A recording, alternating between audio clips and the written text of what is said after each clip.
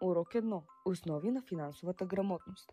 Какво е финансова грамотност? Финансовата грамотност означава способността да разбирате и управлявате личните си финанси ефективно. Това включва умението да съставяте бюджет, да спестявате, да избягвате ненужни дългове и да инвестирате разумно.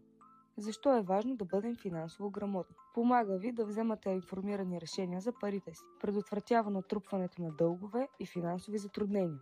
Дава ви увереност да управлявате финансите си в различни ситуации. Основни термини, които трябва да знаете. Бюджет. План за разпределяне на приходите и разходите ви. Помага да видите къде отиват парите ви и как да ги управлявате по-добре. Пример, ако получавате 500 лева на месец, можете да разпределите 250 лева за основни разходи, като наем и храна, 150 лева за забавление и желания и 100 лева за спестявания. Лихва. Процентът, който плащате или получавате за използването на пари. Пример, ако вземете заем от 1000 лева с 5% годишна лихва, ще трябва да върнете 1050 лева след година.